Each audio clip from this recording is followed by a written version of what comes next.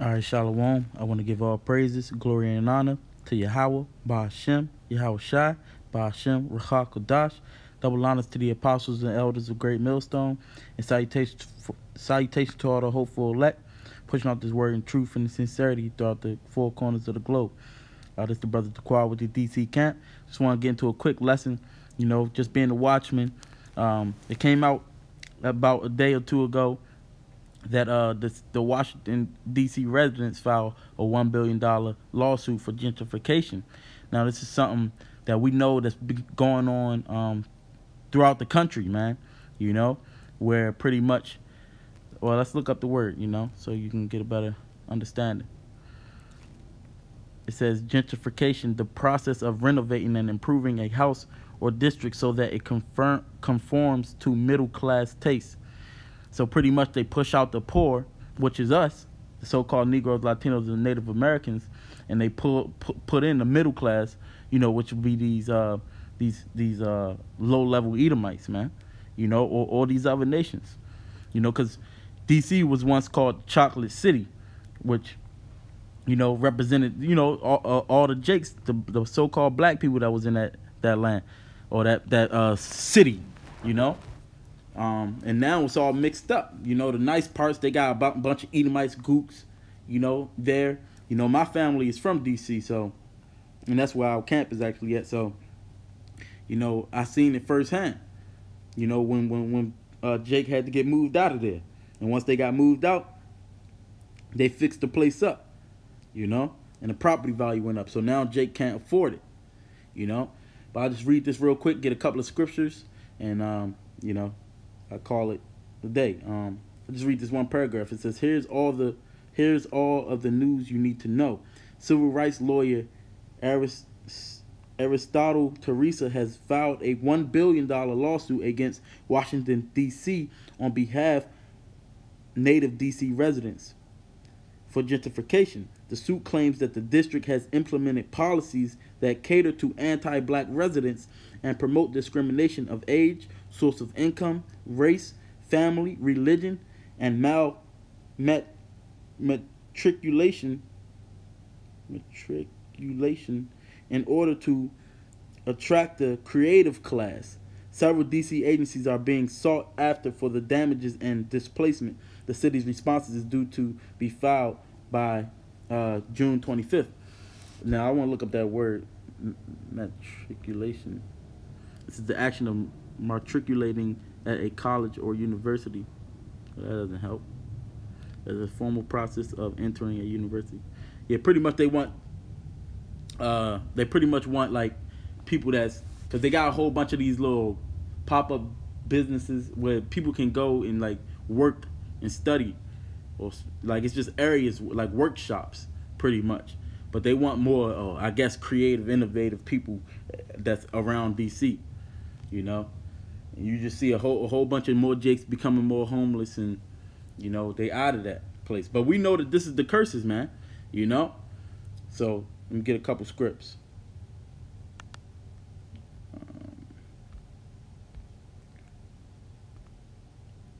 This is go straight to the curse. Part of the curses, man. This is Deuteronomy 28, verse 30. It says, "Thou shalt betroth a wife, and another man shall lie with her.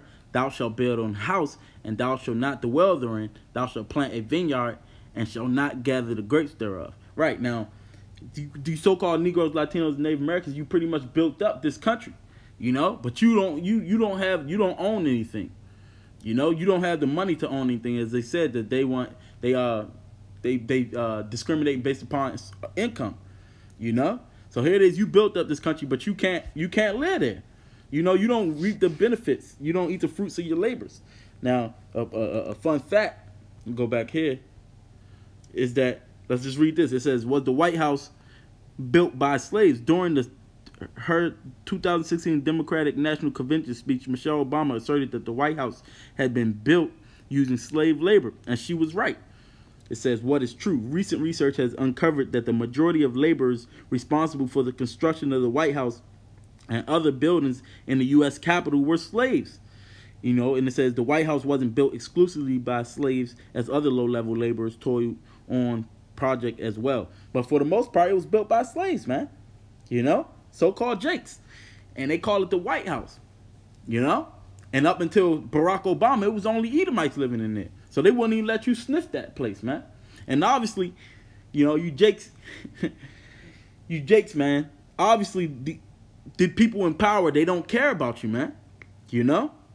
So you got to come back into your power. But you want to file this lawsuit as if they going to help you out, man. You know? Get this. Lamentations 5. I'm going to start from the top. It says, remember, O Yahweh, what has come upon us. See, you're supposed to be seeking to the Lord, man.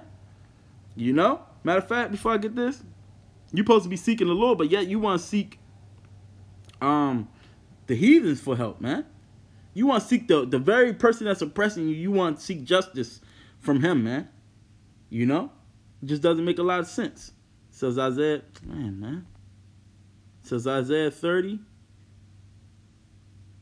And I'm going to start from the top. It says, woe to the rebellious children, saith Yahweh, that take counsel, but not of me, and that cover with a covering, but not of my spirit, that they may add sin unto sin. Right? Because you still seeking them, and you're not seeking the Heavenly Father. That's the main thing.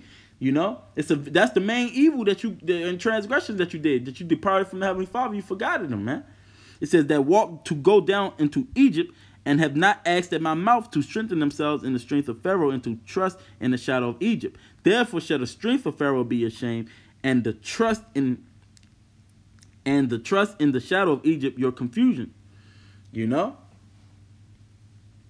So that's what's going to happen, man. That's going to be your shame. You seeking that, just like you doing these marches and trying to plead for justice, no peace. You seeking the wrong power, man. That ain't your power. All right? So you're going to continue to get yourself in the worst situation. It says, because hey, look. And a part of the shame is they laugh at you when you do these petitions, man. You know? It says, for the princes were at Zone, and his ambassadors came to Hannes. They were all ashamed of the people that could not profit them, nor be an help, nor profit, but a shame and also a reproach. See? So you going to be ashamed at that, man. Because you seek for people that can't profit you nor help you. You know? They just shame you more. Because they say, well, if anybody else can do it, why can't they do it? You know, knowing that it's a system in place to keep you down. But they mock you, man. They mock Jake. Like we're just stupid or something. You know? Let me go back to Lamentations, though. It's in Lamentations 5, verse 1. It says, remember, O Yahweh, what has come upon us. Consider and behold our reproach. Our inheritance is turned to strangers, our houses to aliens. You know? And that's who you're supposed to be pleading to. You're supposed to be pleading to the Lord, man. And tell him to remember us, man. It says, we are orphans and fatherless. Our mothers are as widows. Yeah, that's what we are. We are the fatherless, man, because the Heavenly Father's not dealing with us at the moment. You know, but he's starting to deal with us now. You know? The ones that seeking his word, he giving his word too. It says, we have drunken our water for money. Our wood is sold unto us. Yeah, we're going to the enemy for the want of all things. Our necks are under persecution. We labor and have no rest. Exactly. You labor, but you have no rest, man. You know? You've been here this long, and you still getting moved out whenever they decide they're going to raise the price, man. You know? Because you don't own any of the buildings or companies. They can dictate how much you make, man. You know? It says, we have given the hand to the Egyptians and to the Assyrians to be satisfied with bread. Our fathers, yeah, because you're working for them to be satisfied with bread. Our fathers have sinned and are not, and we have borne their iniquities. Servants have ruled over us. There is none that doth deliver us out of their hand. We got our bread with the peril of our lives because of the sword of the wilderness. Our skin was black like an oven because of the terrible famine. Oh, let me go down. I jump down to 15. It says, the joy of our heart is ceased. Our dance is turned into mourning. The crown is fallen from our head. Woe unto us that we have sinned. For this our heart is faint. For these things our eyes are dim. Because of the mountain of Zion, which is desolate, the foxes walk upon it. Thou, O Yahweh, remainest forever, thy throne from generation to generation. See, you recognizing the power of the Lord. That's who you're supposed to be seeking. Wherefore dost thou forget us forever and forsake us so long time? Turn thou us unto thee, O Yahweh, and we shall be turned. Renew our days as of old. Right. It says, turn thou us unto thee, and we shall be turned. So you got to seek to the Lord to turn your heart, man, unto him, man. And you should be turned, man. I'm staying here. This is, what do I want? Hebrews 13. Yep, Hebrews 13, verse 14, it says, for here we have no continuing city, but we seek one to come. See, you got to, according to Micah 2 and 10, this says this place is not our rest, man.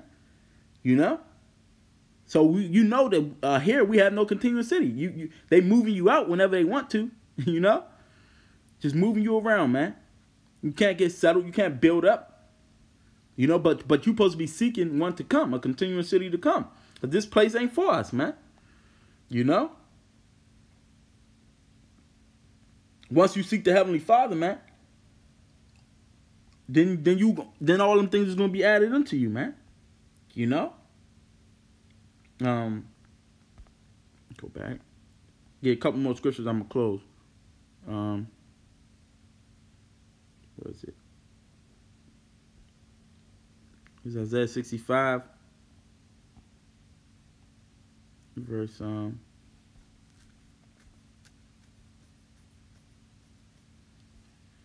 right, for verse 17 it says, for behold, I create new heavens and a new earth, and the former shall not be remembered nor come into mind. Exactly. So when we seek the Heavenly Father, man, when he bring in his kingdom, this former is not going to be remembered, man. It says, but be ye glad and rejoice forever in that which I create. For behold, I create Jerusalem a rejoicing and her people a joy.